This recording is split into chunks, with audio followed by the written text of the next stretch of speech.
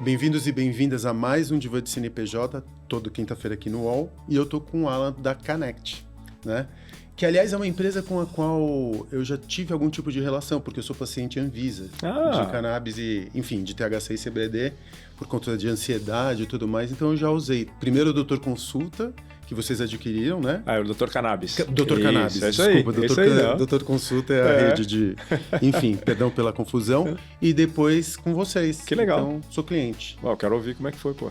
Pô, eu tô assim, é engraçado, né? Porque quando a gente fala de CBD e THC aqui no Brasil, tem muito preconceito envolvendo o uso das moléculas, né? E elas é uma planta milenar, ancestral, né, cara? Acho que até outro dia eu li uma reportagem que dizia que tem um estudo que diz que a evolução humana está diretamente ligada ao uso de cannabis ao longo dos milênios.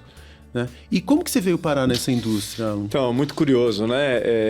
Eu também vinha com muito preconceito nisso, né? Na verdade, a história da cannabis, a cannabis cruzou a minha vida lá em 2021.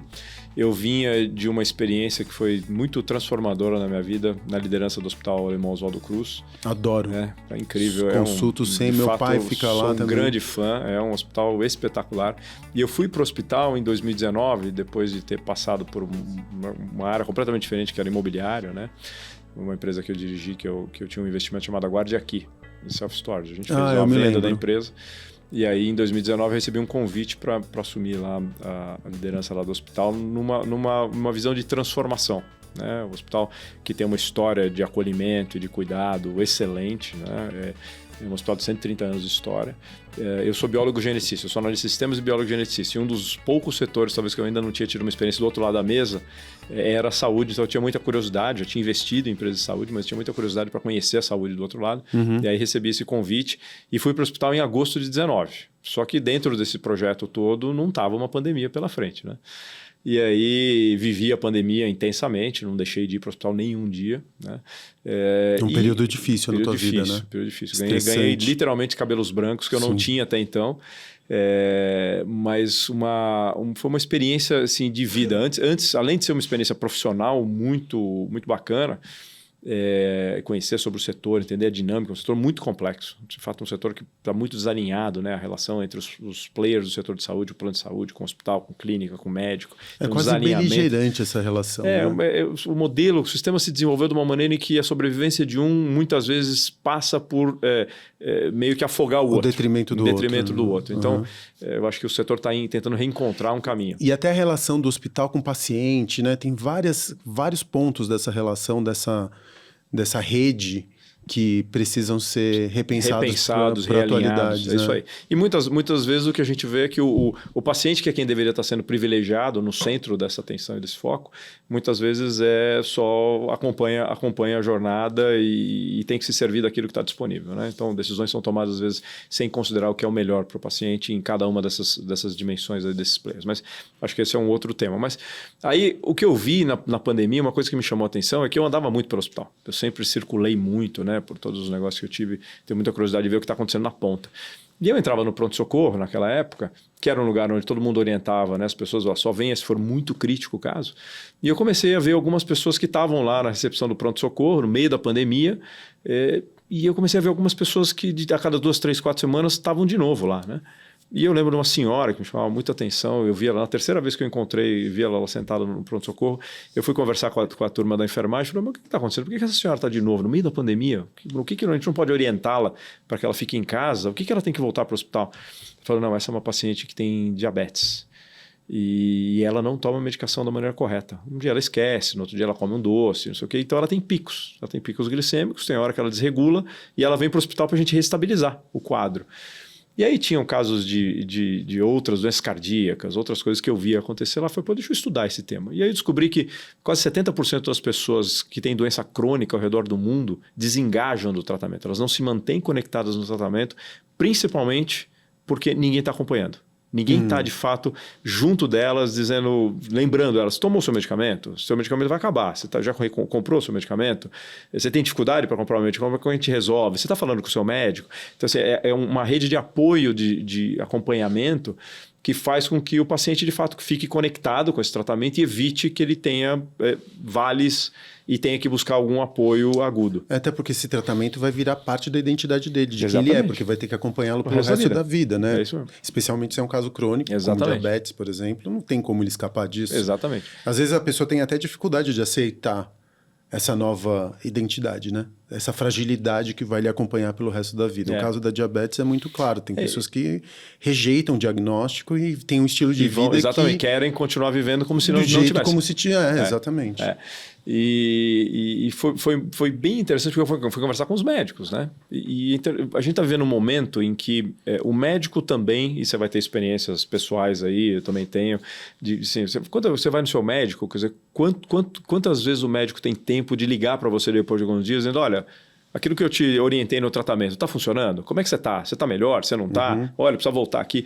Assim, hoje, a estrutura não está montada de uma maneira em que o médico tenha tempo para fazer esse acompanhamento ativo. O hospital não consegue fazer isso. O plano de saúde assim, também não consegue fazer.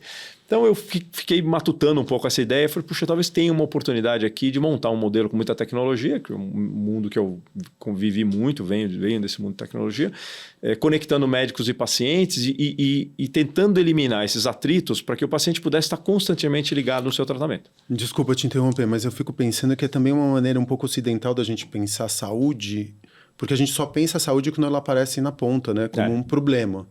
E não como a gente não pensa a prevenção. Eu não penso, exatamente. Como a gente não os faz o orientais preventivo. pensam no preventivo, antes de mais nada, né? Então, a comida, o sono, a atividade física... alimentação... O contato com a natureza, a saúde mental, é tudo prevenção. Isso é uma coisa que as novas gerações estão resgatando.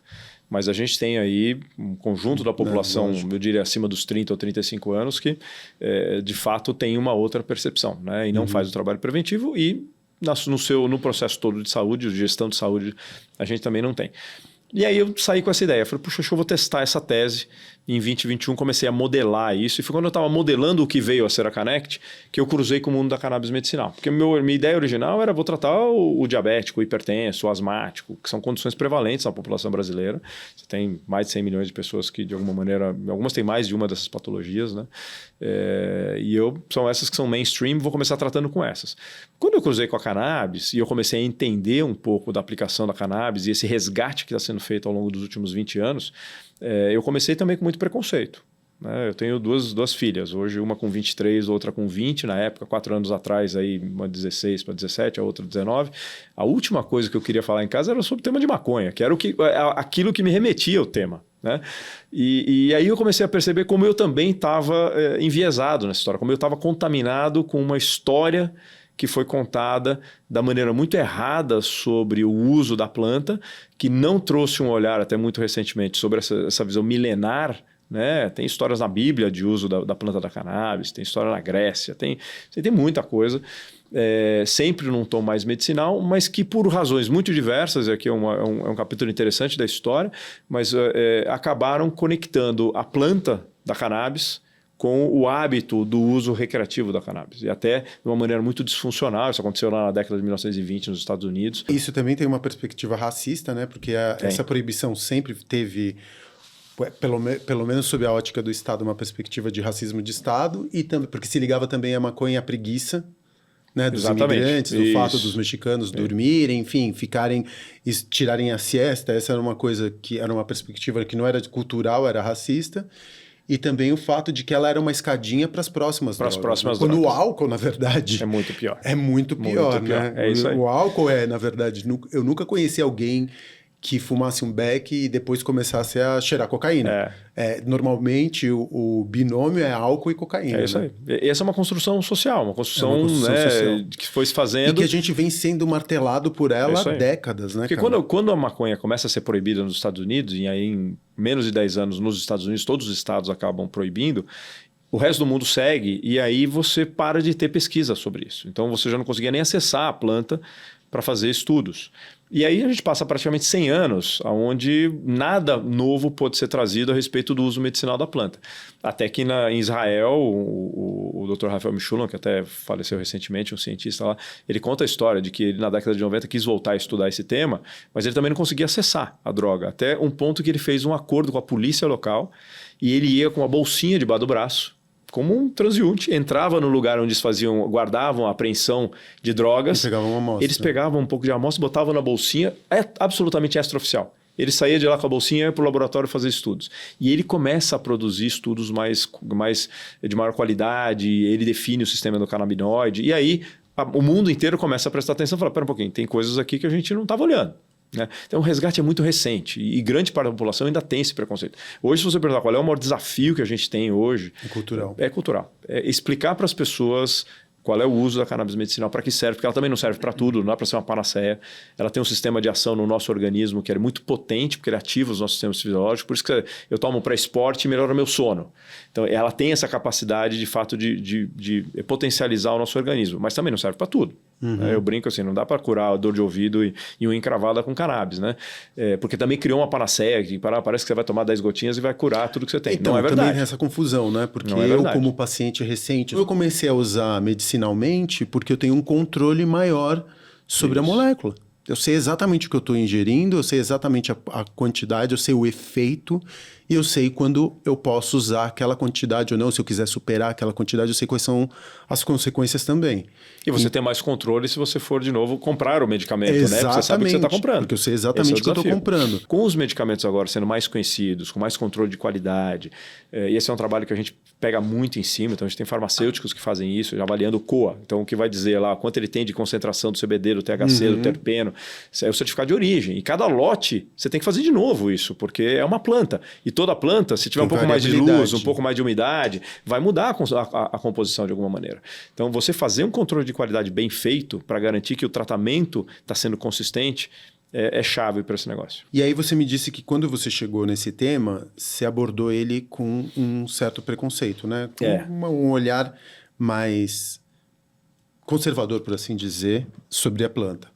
Antes você não fazia uso recreativo? Nunca tinha feito uso. Nunca? E olha que eu estudei na USP, hein? Pô, aí é foda. Eu tava naquele meio... Você tava, tipo, isolado. Eu ficava meio isolado. Mas é que eu já trabalhava, eu estudava à noite. Então eu chegava, tinha que estudar e ir embora. Então, mas passei incólume naqueles anos, nunca me aproximei, nunca usei. E o curioso é que quando eu tive em contato com essas informações... O importante foi que, junto com a provocação, vieram muitas informações técnicas. E aí, como eu sou biólogo, estudei, né, sou geneticista, eu falei, deixa eu estudar a parte científica dessa história, deixa eu entender se cientificamente tem base para a gente falar. E eu comecei a ler os papers e falei, de fato, aqui tem algo que ninguém está olhando. Né? Porque ali, a Connect nasceu, de fato, como uma empresa para cuidar de paciente crônico.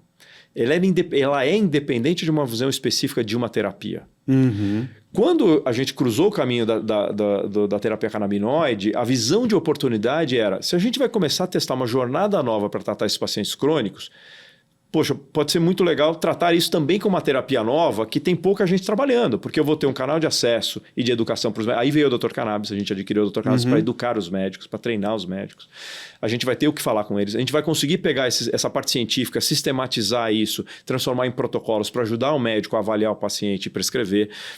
A gente vai conseguir montar um portfólio com qualidade, fazendo uma curadoria de produtos, porque ninguém tem isso no mercado, para que o paciente saiba o que ele está comprando, o tipo de medicamento que ele vai usar, e aí a gente vai ter um time que vai acompanhar. Então, na ponta, a gente nasceu para ter o que hoje é a ponta dessa jornada, que é um time multidisciplinar que tem psicólogo, enfermeiro, nutricionista, médico, que dependendo do que a gente chama de uma linha de cuidado, né? Porque o paciente autista que usa cannabis é diferente da linha de cuidado do paciente esportista, como eu. Então, o nível de interação, os indicadores de saúde que você tem que acompanhar, a frequência com que você acompanha são diferentes. E o tipo de profissional que vai acompanhar cada um desses indivíduos é diferente. Entendi. Então, ô Alan, explica para mim qual que é o processo, apesar de eu já conhecê-lo, porque eu sou paciente Anvisa, qual que é o processo de jornada quando você entra em contato com a Connect? O que acontece? Boa. Como que é porque também tem muitas pessoas que acreditam que é burocrático, porque você tem que passar por uma consulta, né? Conta como que vocês conseguiram desmistificar e facilitar o acesso desse paciente, ou desse potencial paciente até o medicamento. Esse foi o grande desafio lá atrás, era como é que a gente criava uma jornada, e aí de novo a tecnologia, né, a favor do homem, para tirar o atrito dessa jornada. Então, de fato, tem uma série de atritos, tem uma certa burocracia no processo, que a gente cada vez mais veio se estruturando, e hoje ela é muito simples e rápida na perspectiva do paciente. Então, a jornada começa com o paciente se conectando com a gente. Então, tem dois caminhos, né? Ou o paciente vem direto até nós dizendo eu tenho insônia, ou eu tenho autismo, ou eu tenho qualquer outra patologia, dor. Quais são as patologias mais comuns? Principal hoje, dor, disparado, dor em geral, dor crônica, fibromialgia, endometriose, dores quaisquer. Né? Insônia é muito grande. Essas doenças neurológicas, principalmente autismo, é muito prevalente.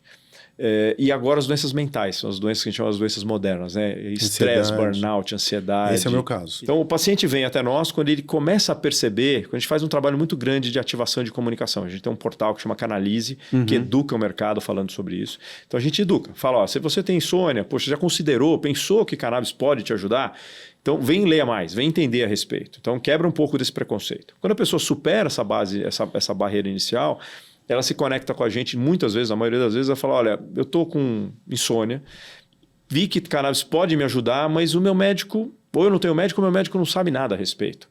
Aí nós fazemos um trabalho de conexão, então a gente faz uma pré-análise, a gente chama de uma anamnese, para ver qual é a demanda que você tem, e aí nós temos 10.500 médicos hoje conectados com a gente, e a gente faz um agendamento de consulta e te conecta com o médico.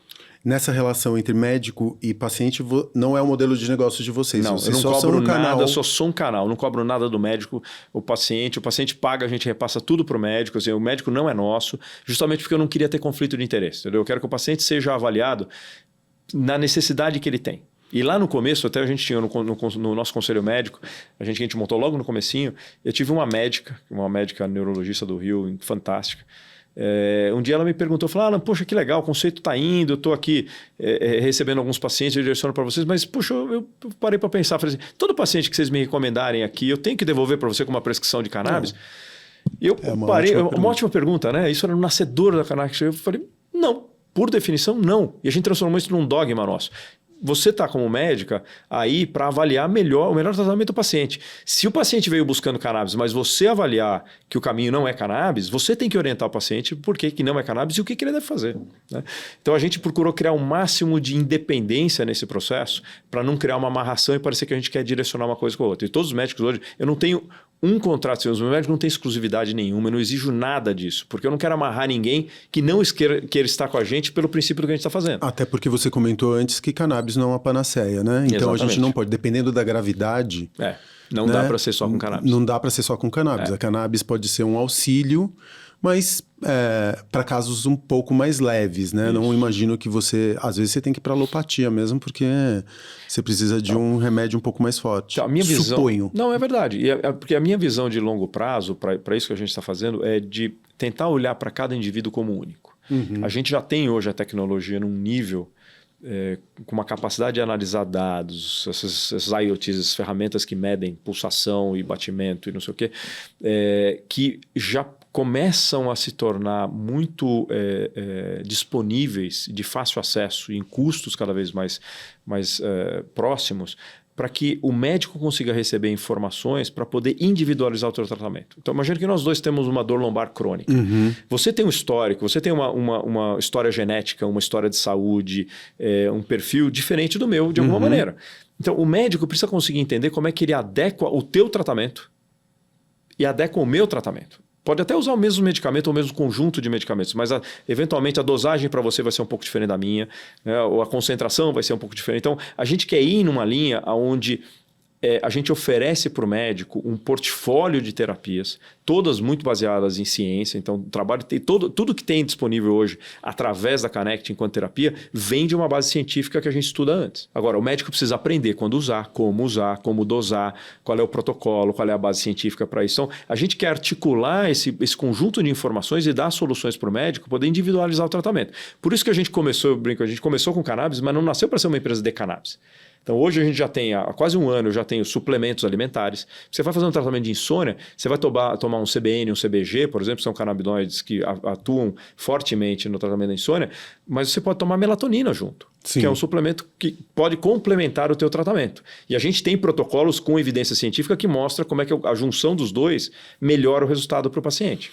Então, nesse sentido, talvez a Connect seja uma farmacêutica de fitoterápicos, de produtos naturais. Como que você vê ela de uma maneira mais holística? Um pouco porque você tem uma conexão com os médicos, que é uma coisa que a indústria farmacêutica faz. Isso. Você tem treinamento, você tem diálogo, você tem prescrição, você vende medicamentos, todos eles fundamentados na ideia de que você não precisa...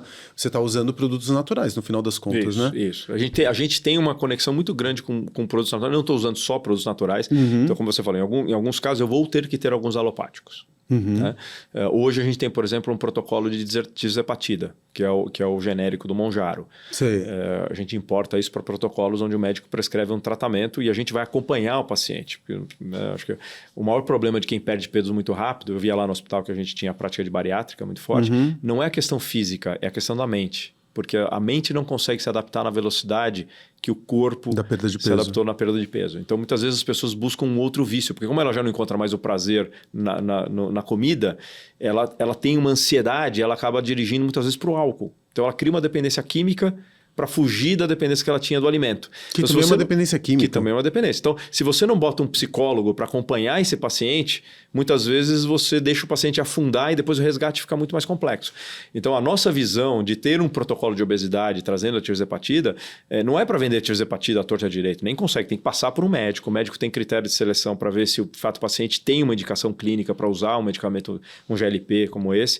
E se for, o paciente tem que se conectar com o acompanhamento, porque o importante eu quero saber se ele está usando certo, está tomando a dosagem certa, se ele está tendo efeito, se não está tendo efeito colateral. Então, é muito de fitoterápico, porque a gente nasceu com essa visão de trazer essas novas terapias, mas a gente vai ter que complementar o portfólio. Se eu buscar aquilo que é o ideal e necessário para cada indivíduo, vai ser uma combinação de coisas. Quer ver uma coisa que a gente está fazendo no protocolo, que a turma, para explicar como longe a gente pode ir nessa história, quem tem dor de coluna, por exemplo. A cannabis é fantástica para diminuir a dor. Eu não estava sabendo disso. Eu estou com dor na coluna agora, na lombar, nesse exato momento. Fantástico. Então tem que experimentar. Se você está tomando, deve ser uma questão da dosagem ou o tipo de canabinoide que tem na tua formulação, mas é fantástico. Agora, você muitas vezes, se você tem uma dor na lombar crônica, não é só a cannabis que vai resolver. Você provavelmente tem que fazer um fortalecimento da tua musculatura. Sim. Então nós estamos fazendo agora um protocolo que vai combinar o tratamento com canabinoide com fisioterapia online. Então, quando você receber o tratamento, você vai ter sessões de fisioterapia online e a gente, quando mandar um medicamento para você, você vai receber uma bolinha ou um band, aquele elástico para fazer alguma coisa que vai te ajudar a fazer fisioterapia e você vai ter um profissional fisioterapeuta do outro lado da tela que vai te orientar, vai te acompanhar para fazer sessões de fisioterapia para fortalecer a musculatura. É uma visão muito mais holística sobre saúde e prevenção. Exatamente. Aí me diz uma coisa, vou fazer duas perguntas, na verdade. Então, a primeira delas é como você se define num conceito maior. Você começou com a cannabis, só que você já está abandonando a cannabis ao longo do tempo. E a sua marca foi muito conectada com a cannabis. Até tá no nome, né?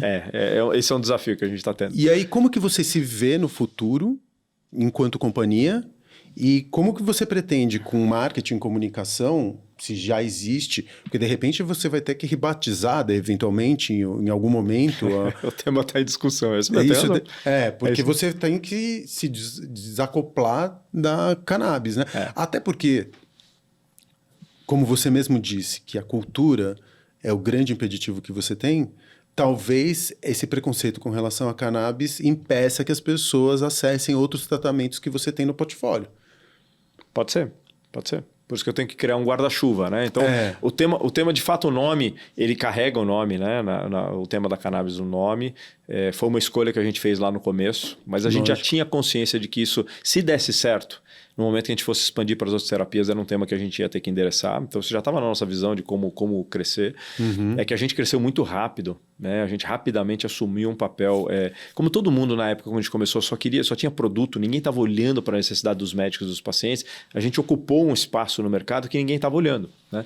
E a gente acho que conseguiu fazer isso com alguma qualidade e criou uma certa referência nesse setor. Então o nome foi ganhando musculatura, ganhando visibilidade e ganhando expressão. Hoje a gente está discutindo isso. Conforme a gente vai ampliando, uma das ideias é de que Connect fique associada à vertical que trata de cannabis medicinal. A gente nunca vai abandonar isso. Lógico. Porque no fim do dia, o que passa por essa jornada é um paciente crônico, então a nossa visão é de paciente crônico. E acho que a visão, para a tua pergunta anterior, a nossa visão de futuro nós nascemos para ser uma empresa que vai cuidar de pacientes crônicos. Eu ia falar disso. Cuidado coordenado de paciente crônico. Essa foi a visão lá de trás e a gente está montando esse ecossistema, trazendo terapias novas, trazendo tecnologias novas. Assim, eu fico estudando a parte de como é que a gente vai acoplar esses brinquedos novos para ajudar os pacientes a terem, sabe, informação em tempo real e a gente ajustar esses tratamentos quase que real time.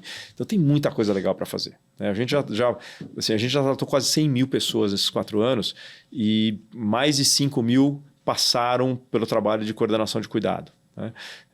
Que é um trabalho que a gente precisava primeiro ganhar escala e aí começar. Então, o trabalho de coordenação de cuidado começou de fato há 2 anos, porque eu precisava começar a máquina a girar, ter pacientes, entender a dinâmica dos pacientes e começar o programa de coordenação.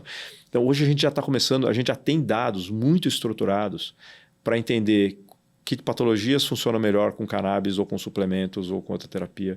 Quais são as dosagens para quem... dosagem e tipo de formulação, por exemplo, de cannabis, se você está tratando insônia ou dor ou autismo. Que tipo de canabinoide funciona melhor ou pior. E isso são estudos de vida real. Né? Então, é um lado complementar para a ciência, porque tem um lado prospectivo da ciência, onde você faz um estudo, você monta um protocolo e faz um estudo clínico num grupo pequeno de pacientes. E o outro na vida como ela é, como é que está funcionando. Então, a beleza dessa história é como é que eu combino essas informações para trazer mais segurança para o paciente, para ser mais assertivo no tratamento. Então, essas 2 pontas que a gente está tá unindo. Eu acho que a grande chave é esse cuidado que você tem, essa permanência na vida do paciente, que não é visto apenas como um número de série no final das contas, porque eu estava pensando aqui que os hospitais eles devem olhar para vocês com um certo... esses caras não estão ajudando, você vai prejudicar o faturamento dos hospitais, né? Porque esse paciente crônico recorrente é uma fonte de receita para esses hospitais. E os planos de saúde olham para vocês como uma puta de um aliado, né? Porque ao evitar que esse paciente vá parar no hospital, é um custo que o plano de saúde deixa de ter. Eu acho que assim, é um processo onde todo mundo tem que se ajustar, porque esse paciente crônico também não é muito o foco de um hospital. Eu acho que o hospital, ainda mais o hospital de alta complexidade, ele vai sempre vai ter um paciente crônico que vai exigir mesmo que você faça o acompanhamento dele, ele vai ser um paciente um pouco mais complexo, vai ter que ir para o hospital. O importante é o paciente que não precisa ir para o hospital, não precisa se expor ao risco de ir para o hospital, não precisa ocupar um leito no hospital, não deveria estar no hospital. Porque ele encarece o sistema. O hospital é uma estrutura muito cara e muito hiperdimensionada. Quando você bota pacientes que não são aqueles com perfil adequado, você também está subutilizando ou usando de uma maneira inadequada aquela estrutura. Para o plano de saúde custa caro. Então, eu acho que a visão é como é que você otimiza o sistema para que o hospital trate bem os pacientes, o perfil de paciente que ele se propõe, a clínica trate bem o outro perfil de paciente. E você consegue fazer um trabalho preventivo. Do ponto de vista do hospital, se você está... Agora a gente está indo para a parte de negócios. O ticket maior é o ticket do paciente que está indo lá por uma questão aguda. O crônico, ele entra, aciona o sistema, mas o ticket dele é muito menor. Porque normalmente o hospital, assim, do ponto de vista do modelo de negócio, um hospital de alta complexidade... são 2 lugares onde o hospital tem melhor resultado, né? Enquanto estrutura de modelo de negócio. Ou é na UTI, né? Um paciente hiper delicado, ou na cirurgia. Né? Todo o resto do hospital, quando você começa a ir para uma área, uma enfermaria mais... se não é uma enfermaria de transição para o cara que estava na UTI, ou fez uma cirurgia, ou foi para a UTI e está saindo do hospital... Né? Esse é um perfil que você ocupa um espaço no hospital que ele não consegue rentabilizar de verdade toda a riqueza e o investimento que um hospital de alta complexidade faz. Né? Até porque o plano de saúde vai cada vez mais apertando o custo dessa internação na enfermaria, nos quartos tradicionais. Né? Então, assim, se o hospital se dimensiona e se organiza, e eu acho que a gente vai ver um pouco do que aconteceu nos Estados Unidos, o hospital ele se foca em alguns tipos de especialidade. Então, o hospital A vai ser o especialista em ortopedia, o outro vai ser em cardiologia, o outro vai ser em câncer. E aí você tem times, né, médicos ultra especializados, e aí você deixa de ter só a referência do médico, que é o especialista, mas você tem um time, né, de saúde especializado naquele tipo naquela especialidade, naquele tipo de tratamento. O sistema todo vai se rearranjando. Né? Entendi. Você pega a região da Paulista, lá onde estava o Oswaldo Cruz, está o Sírio, tá a Beneficência, tal, assim, a maior concentração de leito da América Latina. Tá certo que São Paulo é grande, mas faz sentido, né? E quando você vai para fora de São Paulo, como é que fica isso? Tem muita gente que estão sempre preocupados aqui nos hospitais, porque grande parte dos pacientes vem de fora de São Paulo. Sim. Do interior ou de outras cidades. Então, se você ter uma saúde de qualidade, você vai tirar um paciente com câncer do Nordeste para trazer ele para São Paulo, porque aqui é onde ele vai encontrar o melhor tratamento. O sistema deveria buscar um modo de operar com eficiência e resultado para todo mundo, onde você tenha um hospital de excelência para tratar câncer que seja um núcleo no Nordeste. Lógico. Né? Então, assim, tem todo um rearranjo. Acho que a gente está vendo o sistema de saúde brasileiro privado assim, ainda pressionado e ainda afundando um pouco mais para ele se redefinir, ser forçado a se redefinir nos modelos, e aí a gente sai com uma nova visão. É meio que vai ser forçado pela necessidade de sobrevivência. E me satisfaça aqui numa curiosidade. Como que o SUS vê hoje o uso da cannabis? Então, o SUS está cada vez mais aderindo, é incrível, né? A gente, o Caio França fez um trabalho belíssimo aqui em São Paulo, né? Conseguiu introduzir em São Paulo a cannabis, a gente procurou apoiá-lo, a gente ofereceu treinamento através do Dr. Cannabis para 6 mil médicos do SUS, porque falava para ele, tinha uma grande preocupação de que esses médicos do SUS eles são uma vitrine para a terapia. Porque eles vão acessar uma camada da população que precisa de acesso, precisa de tratamento de qualidade, e que se o médico não estiver preparado e não souber dosar, o que vai acontecer é que o paciente vai tomar as gotinhas não vai dar efeito. Ou porque o médico não pegou o medicamento certo, ou porque ele não dosou certo, e porque ele não vai conseguir acompanhar. O médico do SUS não vai conseguir. A gente, às vezes, ajusta diariamente a dosagem, até o paciente chegar no nível que, de fato, está fazendo o organismo dele mostrar o efeito. O SUS não vai ter condição de fazer isso. Então, quanto mais preparado o médico tiver, mais ele entender do tema, mais rápido ele vai jogar o paciente no ponto certo do tratamento.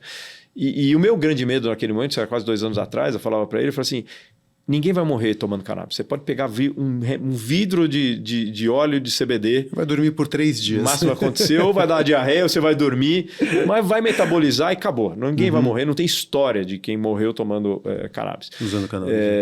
Então, o problema é assim, se a pessoa não vê o benefício, ela começa a falar mal, dizendo, esse negócio não funciona, é bobagem. Então, a gente precisa que o SUS incorpore isso. Acho que tem que fazer isso também protocolos, com rigor técnico, né? Mas vai ajudar a disseminar. Até por conta da prevenção, você impacta menos o sistema de saúde público, que já está sobrecarregado. Exatamente. Né? Então, acho que deveria ser a primeira instituição que deveria abraçar o uso da cannabis medicinal, você deveria ser o SUS, né? Exatamente para diminuir o gasto público com essa frente. É isso aí. E eu não acho que é uma questão de quando. Eu acho que assim, o processo está acontecendo e está cada vez mais rápido. Então, várias cidades do interior e outras capitais começaram também a aprovar leis para disponibilizar esse tratamento no SUS. E aí você tem a questão do SUS municipal, estadual, federal, né? Eu acho que é uma questão só de tempo. O pioneiro foi o SUS de São Paulo? Da cidade de São Paulo? Foi um dos primeiros. Em maior escala foi. Já tinha algumas cidades pequenas que já estavam fazendo. Qual foi a primeira? Você se lembra? Putz, hoje eu não lembro, não sei te dizer, porque várias estavam pipocando aí, principalmente no interior de São Paulo. Mas eu posso depois pegar e te falo. Mas São Paulo foi a primeira grande cidade do país que falou, nós fincamos a bandeira, e foi mérito do cara, porque ele levantou isso e montou os grupos de trabalho e foi defendendo isso. Então...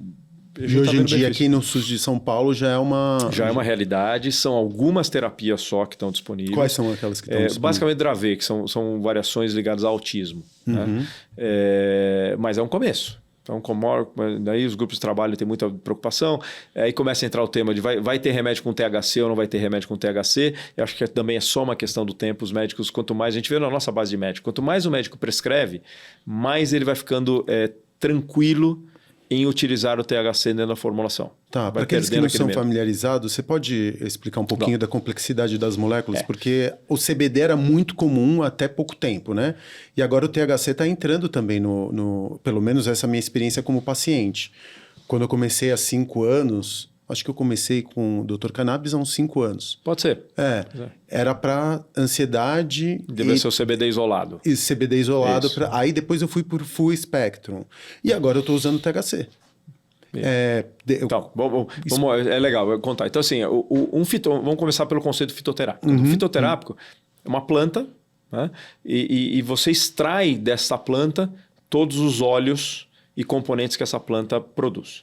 Então, dentro de uma planta, você tem, no caso da cannabis, você tem os canabinoides, que são moléculas, que são quase 400 moléculas já mapeadas. A gente fala do CBD e THC, são 2, mas tem outras quase 400 aí no portfólio. Mas tem terpenos, que é aquilo que dá o cheiro. Então, pega lá a laranja. Quando você pega a laranja, você espreme lá a casca e sai aquele cheirinho, aquele é o terpeno da laranja. Então, tem os terpenos e tem uma série de outros componentes. Quando você extrai isso da planta, você tira num grande óleo, num grande extrato. E aí vem um processo de purificação. Então, no caso da cannabis, existem 3 grandes grupos de medicamentos. Ou você faz um óleo isolado, e normalmente o que mais usual hoje é o CBD, mas você pode fazer um isolado de CBN, você pode fazer um isolado de THC, você pode fazer um isolado de THCV, que inclusive é um que controla apetite, que pouca gente ainda usa aqui, é uma molécula nova, um canabinoide novo. Então você pode fazer vários óleos isolados, só que a maior prevalência entre os canabinoides é o CBD. Por isso que historicamente o CBD é o que caiu em mais uso. Depois você tem uma segunda categoria de medicamentos que a gente chama de broad spectrum, que é o espectro amplo. E o espectro amplo ele tem tudo aquilo que é extraído da planta, menos o THC. Então, ao contrário, ela purifica o extrato para tirar o THC. Né? E normalmente as plantas que dão origem aos medicamentos de cannabis, elas já vêm de uma genética da semente que produz pouquinho THC, aquele menos de 0,3%. Então, eles simplesmente fazem um recorte, tira isso e você tem o broad spectrum. E aí você tem o que a gente chama do espectro completo, ou full spectrum, que aí é o óleo de tudo aquilo que é retirado da planta, inclusive o THC. E ela já é geneticamente manipulada para ter menos THC. Menos THC, exatamente. Então ela já vem lá na semente, ela já vai produzir um perfil de canabinoides X. Pequenas variações podem acontecer em função da luz, em função da quantidade de água, dos nutrientes que você dá. Essa é uma planta que absorve muito metais pesados, então precisa tomar muito cuidado no processo na plantação, se você faz algum tipo de mistura no solo que pode carregar. Então isso é importante fazer o COA. Então o teu tal do certificado de análise da planta é para ver se naquele óleo, naquele lote, de fato, pode ter alguma impureza, um metal pesado, algum químico que foi utilizado na plantação que pode fazer mal para o ser humano. E isso é um trabalho que a gente pega muito em cima.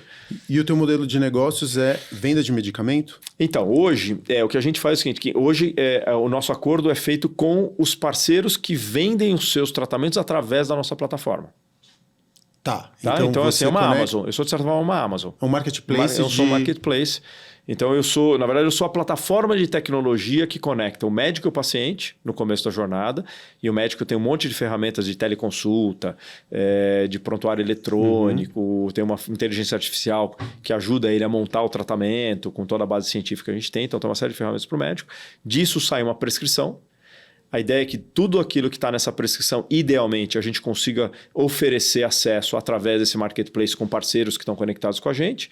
Que são gringos. Que são todos... Na cannabis, são todos gringos. Você não pode ter produto no Brasil. Produto no Brasil. Tem alguma... Você está vendo alguma frente de legislação que vai permitir? Até para baratear o... Isso. Então, você tem hoje 2 regulações da Anvisa. Você tem aquela que permite a importação que a gente chama do compassivo, que é aquela que você usou. Você tem autorização da Anvisa. Cada prescrição tem que ser autorizada individualmente da Anvisa. É o que a gente faz de uma maneira transparente para o paciente hoje, e você importa o medicamento, mas tem que entregar na casa do paciente. Eu não posso ter estoque no Brasil. Então, o produtor, o dono do produto lá fora, ele tem que despachar o produto direto para a casa do paciente. E a gente faz essa coordenação logística toda. Né? A outra regulação da Anvisa, que é a RDC 327, é uma regulação que está tentando promover o mercado local para medicamentos que vão ser aprovados pela Anvisa para que eles possam ser produzidos e distribuídos no Brasil via farmácia. Então, para dar uma dimensão desse mercado hoje, a gente tem no nosso marketplace quase 1.000 produtos disponíveis, todos importados. Nas farmácias, a gente tem uma farmácia também especializada aqui local, especializada em cannabis medicinal. Esses produtos da RDC 327, você deve ter hoje um pouco mais de 30 produtos aprovados, mas não mais do que uma dúzia de fato disponível na rede de farmácias. Aí é um problema de escala, custo logístico, porque as empresas podem trazer o medicamento para o Brasil, tem um estoque aqui, não pode vender direto para o consumidor final, tem que vender numa farmácia, e tem impostos. E a importação compassiva tem o benefício do imposto, porque isso é algo que está previsto na Constituição brasileira. O direito do acesso a um tratamento que não está disponível no Brasil é um direito garantido a qualquer brasileiro. Então, você pode comprar qualquer medicamento importado, tendo a prescrição médica, tendo um laudo médico, tem um rito que tem que ser seguido, mas isso não é tributado. Ah, não é tributado? Eu não sabia disso. Não tem imposto. Por isso que agora entendi, porque o medicamento que vem da gringa não é tão caro. Então, eu até estava me perguntando, mas isso aqui deve pagar imposto, mas não paga imposto. Não tem imposto. Porque mas tem o custo logístico, né? Mas você tem o custo logístico. Mas vou dar um exemplo. A gente tem medicamentos hoje, tem um medicamento que está hoje na farmácia, que custa mais ou menos R$ 2.600, R$ 2.700. Que é um medicamento importado pela RDC 327, distribuído aqui por uma farmacêutica. Por que ele é tão caro? Ele é mais sofisticado? Não tem nada de sofisticado, é exatamente a mesma fórmula. E eu tenho a mesma fórmula trazida da Suíça, feita num laboratório com GMP farmacêutico, que custa R$ 400. Eu acho que eu importei esse Tegra, não é? Não é Tegra?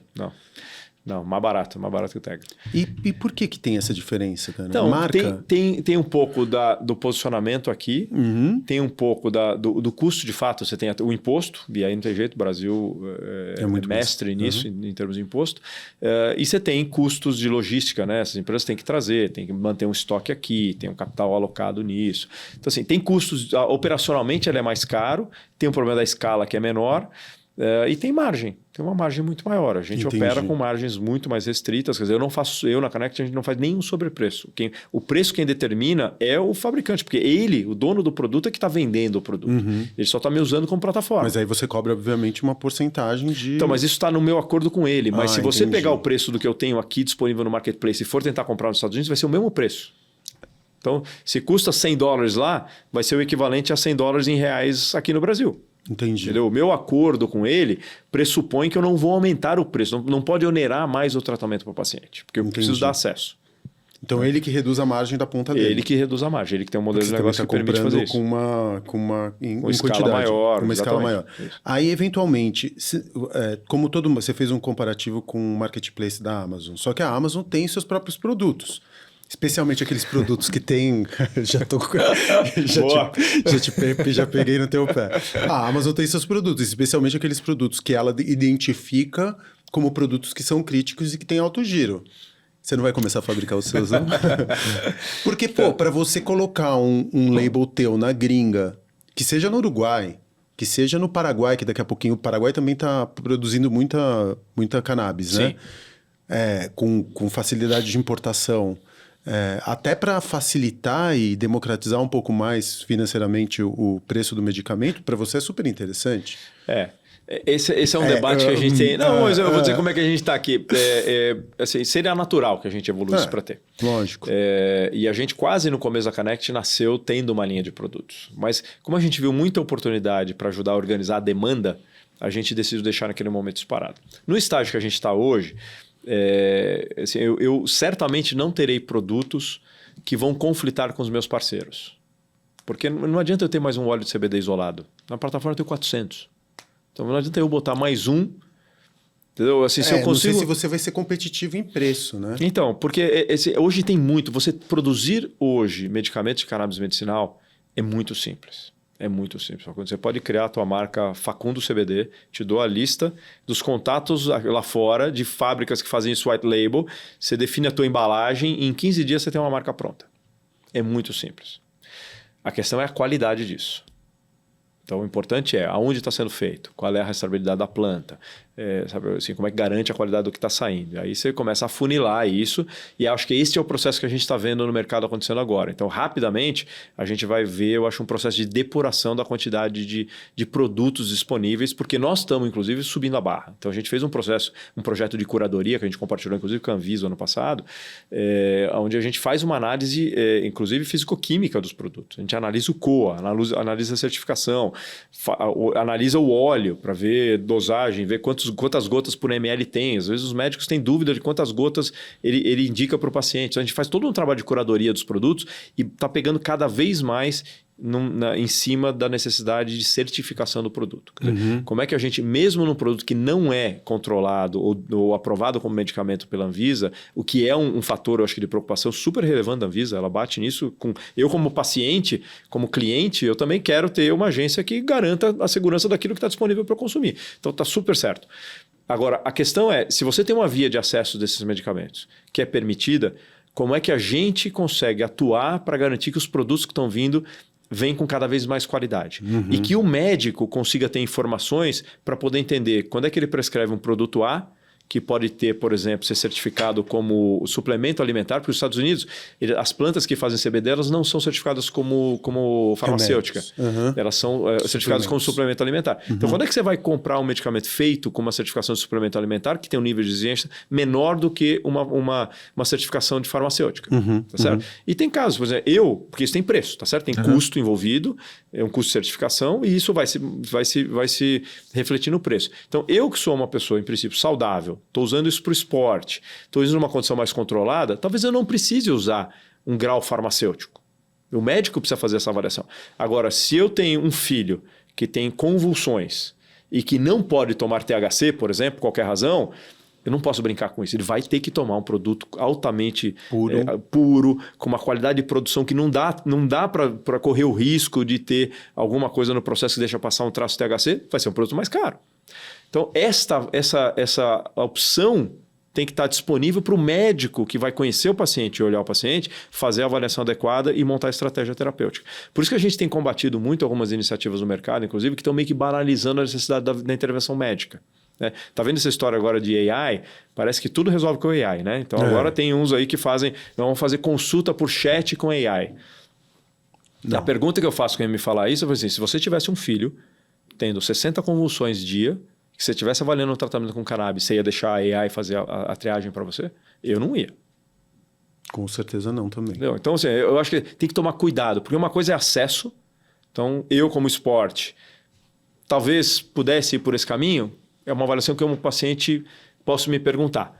Mas se eu vou ter um uso medicinal que precisa de um rigor técnico do médico, não dá para abrir mão disso. Então, e na Connect, nós somos até meio radicais com isso. Entendeu? E também tem gente que se consulta usando IA, né? Que é também uma irresponsabilidade, porque a IA alucina. Exatamente. Você vai brincar com a tua saúde, com... E tem uma outra coisa, quando você está no médico, e o médico te pergunta, e ele está olhando para você, e você começa a relatar os teus sintomas, ele está olhando para você e ele percebe coisas. De repente você você começa a coçar a orelha muitas vezes. Aí você fala, mas que engraçado, mas você coça sempre muito a orelha. Fala, não, é porque eu estou aqui com uma dor no ouvido. Ah, uma dor no ouvido?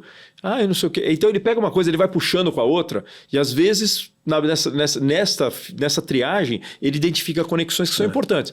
Quando você está interagindo com o chat ou com uma IA, ela vai responder no limite daquilo que você dá de informação. Exatamente, vai ver só o sintoma. Ela vai ver o sintoma que você está dizendo. E se você omitir alguma coisa, ou esquecer de dizer que você toma alguma coisa, ou deixar de dizer que você teve algum problema de saúde no passado, ela não vai considerar. Exatamente. Entendeu? Então, assim, o papel do médico é muito relevante quando você está falando de fato de saúde de qualidade. Não dá, eu acho que a gente está longe ainda do estágio onde dá para falar assim, a máquina vai resolver tudo. Eu acho que ela vai melhorar. E em determinadas condições, mas num certo nível, ela até vai poder direcionar o tratamento. Passou no determinado ponto a ser definido, eu acho que não tem jeito, não dá para prescindir do médico. Alan, eu acho muito divertido não, talvez. Divertido também num lugar, mas muito interessante perceber que você traz uma abordagem muito científica, muito profissional, porque quando a gente pensa em cannabis, a gente tem uma coisa na cultura que a gente imediatamente remete ou para um lado proibicionista ou por um lado de entretenimento. E eu acho que a gente se esquece exatamente daquilo que a gente falou durante essa conversa aqui de 1 hora quase, do lado técnico, profissional, do lado que é mais próximo até de uma farmacêutica do que de um uso ocasional, recreativo, qualquer coisa do gênero. Então, você trouxe um olhar de negócios e técnico para um assunto que deveria ser menos divertido e mais responsável, né? Não, nós nascemos como uma empresa de saúde para cuidar de paciente crônico. E a tua experiência pregressa te aponta para... Parece que tudo que você passou pela vida, o fato de você ser um biólogo, o fato de você ter trabalhado no Oswaldo Cruz, o fato de você ter trabalhado como investidor em outras startups também, que eu acho que você teve essa experiência, te trouxe para esse lugar e para essa oportunidade gigantesca que a gente tem no horizonte próximo. Né? Eu acho que é a história do karma, né? Às vezes tem coisas que a gente hoje está colhendo frutos, né, da bons vida inteira. Da vida inteira. Então, quando eu primeiro me formei em tecnologia, porque eu comecei a trabalhar, eu comecei trabalhando como office boy no Bradesco, com 13 anos de idade. Então, assim, nunca me passou pela cabeça que eu ia fazer isso lá. Eu comecei com 13 no Citibank, tá também vendo? como office boy. Então, a jornada começamos cedo, né? Sim, começamos cedo. Então, assim, quando eu decidi fazer biologia, na verdade, eu queria fazer genética na época, como uma segunda formação. Porque naquela época, a minha avaliação era assim, todas as outras ciências já tinham passado por uma revolução. A química já tinha tido a sua, a matemática, a física. A biologia ainda estava começando a discutir genoma, sabe? Estava aquele tema começando a surgir. Eu falei, esse negócio vai ser uma onda, eu acho interessante. Sempre gostei, sempre li muito, então eu quero fazer genética. Não tinha opção de genética, tinha que fazer biologia, especialidade em genética. Mas eu fiz isso, que era mais pelo desafio intelectual. Eu falei assim, quem sabe um dia eu vou estar mais próximo desse negócio. Tinha 20 anos de idade. Então, assim, de fato, quando você olha, né, lá para trás e dá um fast forward 35, 40 anos para frente, e eu caí num hospital, no meio de uma pandemia, viver esse mundo da saúde, sei lá, eu acho que assim, eu estou me divertindo fazendo algo que para mim tem uma essência. A gente não desgarra dessa visão de saúde, então às vezes vem lá muita tentação de falar, não, vamos tentar acelerar o processo, abre o acesso. Falo, não, para, volta. Como é que é a relação médico-paciente, base científica, qualidade dos produtos. A gente não abre mão disso. A Anvisa levou um tempo até para entender como era o nosso posicionamento lá, porque no começo, até por muita denúncia, a gente recebia muita denúncia no começo, porque a gente começou com um modelo muito diferente. A Anvisa achava que a gente estava querendo trazer um monte de produto para ter no Brasil. A gente começou a mostrar que não era nada disso. Então, assim, tem que ser fiel no que a gente acredita e vamos em frente. E é um futuro à prova de IA, né? Falar de saúde... Eu acho que a IA está ajudando em algumas coisas já. A gente ficou quase um ano. Quando a gente começou a Connect, a primeira coisa que eu peguei nosso chefe médico lá, pedi para ele fazer, era falar assim, para falar com o médico, não dá para chegar lá e falar assim, achamos que o cannabis inicial vai ser uma revolução, vamos nessa? Eu falei, tem que entrar com alguma base científica concreta. Então a gente foi rastrear material e a gente identificou 800 papers na época, em quase 3.000, que a gente falou, esses 800 têm qualidade. Publicados em revistas e jornais de qualidade e tal, vamos sistematizar. E a gente organizou esse material e começou a disponibilizar. Está de graça. A gente dá isso para os médicos. A gente chama de white paper. O tempo veio andando e hoje a gente tem mais ou menos uns 3.000 papers de qualidade disponíveis. E a gente começou a pegar esse material há quase um ano, 8 ou 10 meses atrás, e começou a alimentar numa IA. E no começo ela alucinava. Então você perguntava uma coisa, ela derivava e misturava e falava, não, isso aqui está perigoso. Porque a gente queria deixar essa ferramenta disponível para o médico, para ele usar durante a análise dele do caso, até fazer a prescrição. Até defesa, né? E também ter uma versão para o paciente poder, na dúvida, entrar no nosso site. Se entrar hoje lá no Connect.life, ele falar, eu tenho dor de estômago. Será que dor de estômago funciona? Cannabis pode me ajudar? Aí a IA vai conversar com ele. E a gente fez uma coisa diferente. A gente, no final da interação, seja com o médico ou com o paciente, a ferramenta ela dá toda a base científica. Você pode acessar os papers, se você quiser. Que demais. Para você falar, você quer entender mais, quer aprofundar? Vai a fundo, está aqui o material. Então, nesse ponto, a IA está sendo demais. A gente está testando algumas coisas para ajudar no processo de anamnese, aquela análise prévia para ajudar o médico na consulta. Mas eu acho que a gente ainda está um pouco distante para falar, beleza, bota a IA para fazer a consulta médica. Eu acho que isso também que quando a gente fala da IA, que vai ser uma disrupção em todas as indústrias, quando você está falando de saúde... Tem muita nuance. Tem muita nuance ainda, né? O corpo, no final das contas, que você está tratando, né? É isso aí. Muito legal, Alan. Obrigado, viu? Foi uma puta aula. Não, obrigado. Papo ótimo. O papo foi delicioso e a gente conseguiu... Eu já tinha conversado... Até Dr. Cannabis já passou aqui e a gente tinha uma discussão que não era tão aprofundada do ponto de vista técnico de negócios. E agora com você, eu tive uma outra perspectiva. Poxa, que legal. Que bom. Obrigado pela oportunidade. Contamos um pouquinho de para onde a gente está indo, aí as novidades que a gente está trazendo. Então, muito legal estar com você aqui. Obrigado. Vida longa e próspera. A nossa, isso aí. Vamos nessa. Divan de CNPJ, toda quinta-feira aqui no UOL. Até a próxima.